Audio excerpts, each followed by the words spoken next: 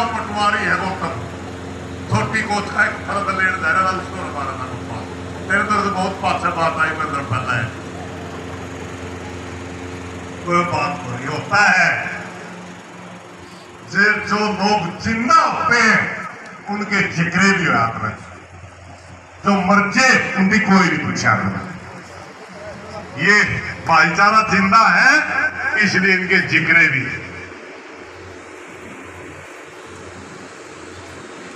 साथियों बहुत से लोग हैं जो हम धरना लगा रहे हैं इस धरने का तंग है और धरना क्या होता है मैं आज इस चीज के बारे में ही बोलूंगा। दुनिया के अंदर जब प्रजातंत्र प्रणाली की शुरुआत हुई एक सपना देखा गया राजाओं के राज होते थे फ्रांस के अंदर इसकी शुरुआत हुई थी फ्रांस के अंदर वहां का राजा बहुत अमीर था मगर जनता बहुत ही गरीब थी भूखी मरा करती एक आंदोलन चल रहा था फ्रांस की राजधानी से कुछ दूर राजा का महल था उसने इस बात का पता नहीं था कि जनता भूखी मर रही है जब जनता शहर में इकट्ठी होकर के महल की तरफ गई रानी कहने लगी वहां के नौकरों से कि आवाज किस बात की है उनका वजीर कहने लगा महारानी जी जनता भूखी है रोटी मांगा है कोई बात नहीं ब्रेड दे दो उसको पता ही नहीं था भाई ब्रेड भी गेहूं का बना है रोटी भी गेहूं की बना है अब उस जमाने में पूरी जनता ने उस पूरे राज परिवार को वहां से बंदी बना के शहर में ले गए थे और वहां से प्रजातंत्र का जन्म हुआ था और जब प्रजातंत्र का जन्म हुआ तो उसमें 2-3 सपने देखे गए थे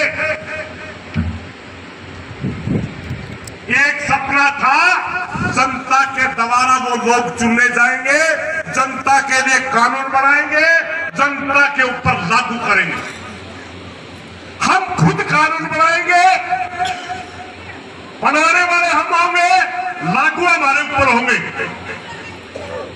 और उसके अंदर जितना अधिकार वोट के जरिए विधायिका को दिया गया उतना ही अधिकार दबाव समूह को दिया गया था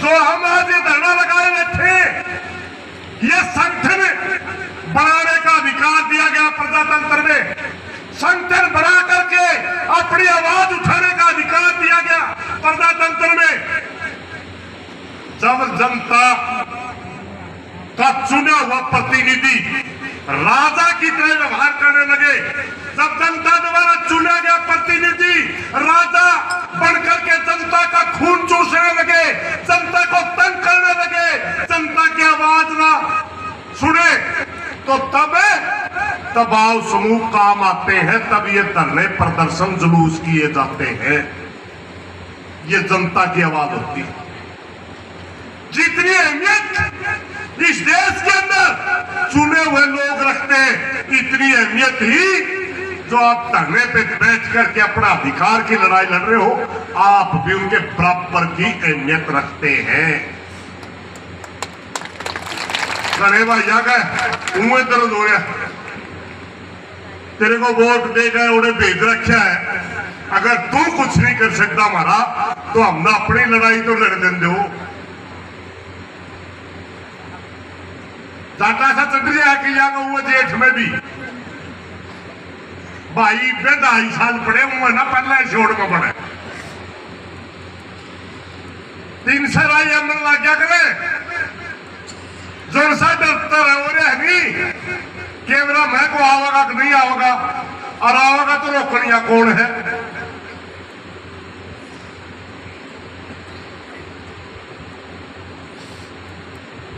प्रजातंत्र के अंदर साथियों 3-4 चीजें बड़ी जरूरी होती है अगर किसी देश का प्रदेश का विकास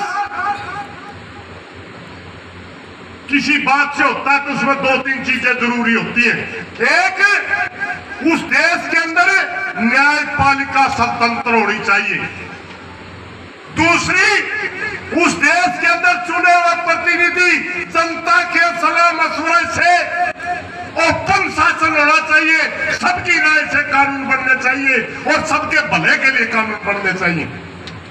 तीसरी, उस देश के अंदर किसी भी जाति धर्म में कोई भी भाई पर कहीं भी पैदा हो रहा है, उसको जाति धर्म या लिंग को देख करके उसके साथ भेदभाव नहीं चाहिए। सारी जनता एक नजर से देखी जानी चाहिए।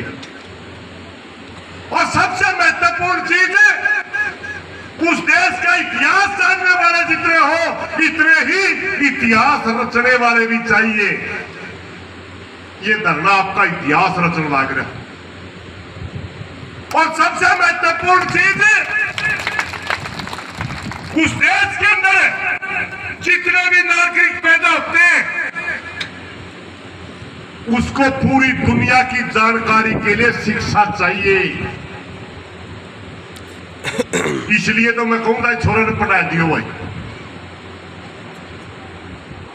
शिक्षा वो चीज है साथियों जिसके भीतर जाएगी, बोलेगी, सवाल करेगी। जब हमारी जनता अनपढ़ होती थी, हम सवाल करना नहीं जानते थे, हम संगठन बनाना नहीं जानते थे, तब राजाओं की तरह हमारे ऊपर शासन किए जाते थे। आज वही राजनीतिक लोग हमारे से वही उपेक्षा करते हैं कि मैं चुना हुआ आदमी, मेरे से सवाल क्यों पूछते हैं। ये है दिक्कत, क्योंकि आज जमाने के अंदर नया जमाना पढ़े लिखे लोगों का हो गया, उनको अपने अधिकारों का पता चल गया। शिक्षा वो चीज है जो गरीबी भी से भी छुटकारा दिलाती है, जो जातिवाद से छुटकारा दिलाती है, जो एक दूसरे को बांटने की जितनी ताकत है सबको समेट के और सबने समान अधिकार दिलाती है। एक छोटी सी बात बताऊं भाई मैं आपने, किसी गरीब घर में पैदा होकर कोई बालक कामयाब हो जाए और अच्छा अफसर लाग जाए, सारा काम नहीं होगा ये हमारे काम का,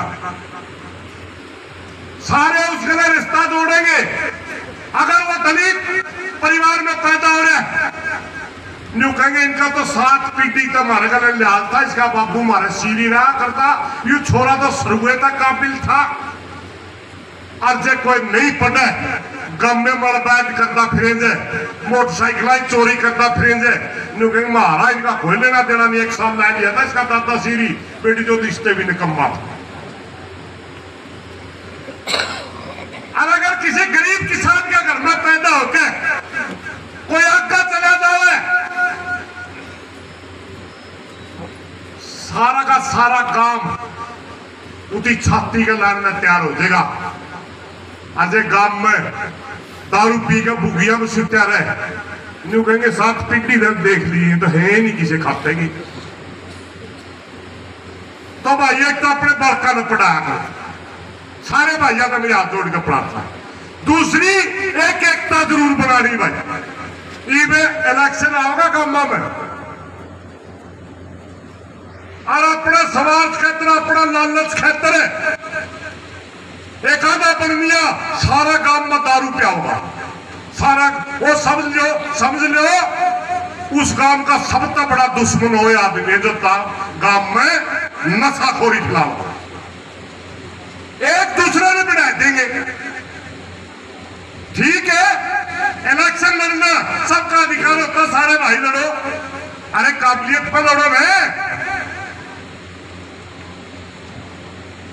काम में अपना विजन बताओ ने कि अगर मैं सरपंच बनूंगा तो शिक्षा का क्या हाल होगा, स्वास्थ्य का क्या हाल होगा, गांव के स्कूलों में क्या स्थिति होगी, अस्पताल में क्या स्थिति होगी।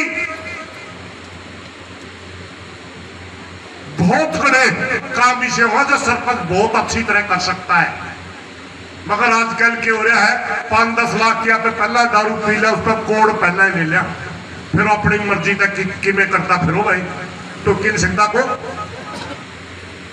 एकता बना के रखियो भाइयों, ये आंदोलन आप बहुत जल्दी जीत जाओगे, मगर आगे आने वाला टेम बड़ा कठोर है, उसमें आपकी और भी एकता की जरूरत पड़ेगी। मैं आप लोगों से एक प्रार्थना करने खातिर खड़े आज युवा आंदोलन जीतने के बाद हम सभी कामा में आवांगे, सारे कामा में कमेटी बनाने की कोशिश करांगे। पहला तैयारी कर लिया, क्योंकि इब्बे तो गर्मी का टाइम है और वह एक मतलब पहला बीमार चल रहा था, बड़ा आंदोलन लड़का आए थे, मजबूरी में लड़ना पड़ा। युपाल आर्य साहब कहने लगे घर सुत्या पड़ा था, मैं आज मारिया साहब बीमार हूं, कोई नहीं काम चलता, भाईचारा की गढ़ काट लिया। आया उधर भी नाटूंगा मैं मारिया साहब, कई भाइया कई भाइयों मैं बीमार हूं, मैं कुछ नहीं कर पाऊंगा। बोले तो कौन में पड़ा रही कि मैं नहीं आग तनाव कर लेंगे, तो पड़िया मार दो भाई। मगर आने वाला टाइम इतना खतरनाक है साथियों। मैं एक छोटी सी बात पूछूं, पंजाब में 300 यूनिट बिजली फ्री, दिल्ली में 300 यूनिट बिजली फ्री, वाय में बोले बरवाड़ा तहसील में मौजा, उजाड़न मौजा, नाड़ूंगा मौजा, खेड़ी में क्यों नहीं भाई? पंजाब में 300 यूनिट बिजली फ्री, दिल्ली में फ्री, तो हरियाणा में क्यों नहीं? चाहिए नहीं हमने भी, लेकिन बिना लड़े को नहीं बनती।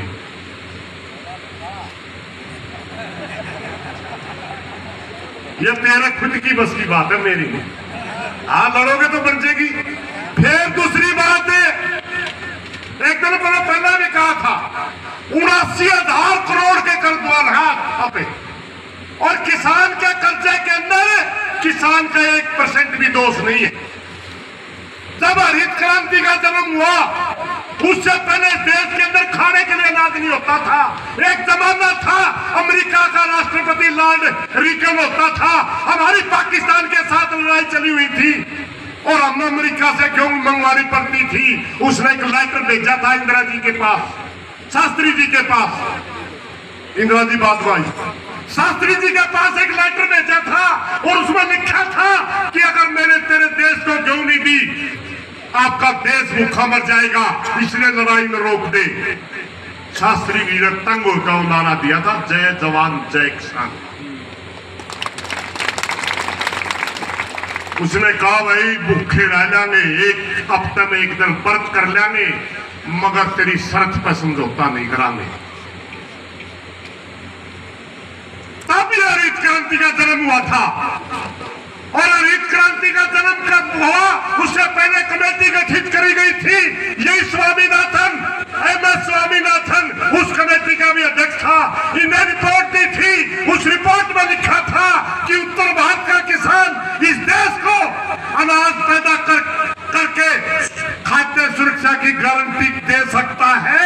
पूरे देश के अंदर खाने के लिए जितना अन्न चाहिए उत्तर भारत का किसान इतना अन्न पैदा कर सकता है, मगर इसको संसाधन चाहिए, इसको ट्रैक्टर चाहिए, इसको यूरिया चाहिए।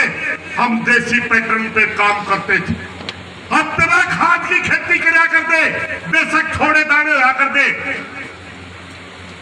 मगर सरकारों ने खाद गिरन सिखाई, सरकारों ने बैंकों में लोन दिया, सरकारों ने ट्रैक्टरों पे लोन दिया, सरकारों ने टिबलों पे लोन दिए और हमारे को कहा ज्यादा से ज्यादा अन्न पैदा करो। जब आज इस भारत माता के सच्चे सपूत किसान ने इतना अन्न पैदा कर दिया इस देश के अंदर कि आज हम खाना दूर विदेशों तक हमारी गेहूं जाती है। आज कहते तुम कर्जदार हो, उस दिन हमने महंगा नहीं था, धक्का दिया था। आज हम 2.5 गुना ज्यादा 3 गुना ज्यादा अनाज पैदा करते हैं उससे में से। आज कर्जदार 79,000 करोड़ रुपए का कर्जदार है हरियाणा प्रदेश का किसान। 75% किसान डिफॉल्टर है, 2.5 लाख खाते आज साल डिफॉल्टर हो जाते हैं, 45 लाख खाते हैं। क्यों भाई? एक नीरव मोदी, विजय माल्या, फलाना ढिकड़ा मुकड़ा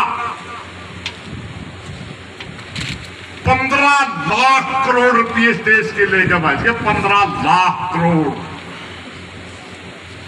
और सारे गुजरात के मामला तो होती ठहरा की भाई हमारे बजे पुग दे, ये भी एक मुद्दा हो सकता है। हरियाणा प्रदेश के किसान, ये आपका जो बैंक का पैसा है इसने भरने में सक्षम नहीं, कर्जा मुक्ति की भी हमने लड़ाई लड़नी पड़ेगी।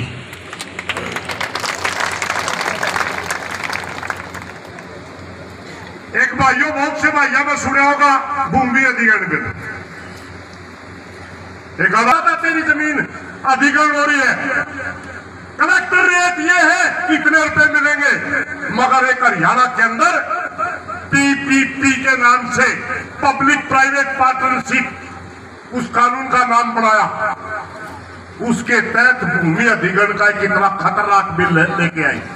जितने भी हमारे राष्ट्रीय राजमार्ग है कि जितने हमारे स्टेट हाईवे हैं, सबके 1 किलोमीटर इधर 1 किलोमीटर इधर एक इंडस्ट्रियल कॉरिडोर के नाम से जमीन अधिग्रहण की जाएगी और 24 घंटे के अंदर टीसी उस जमीन को ले सकते हैं। ना सिविल कोर्ट में जाने का अधिकार, ना सेक्शन 6 और 4 लगेंगे।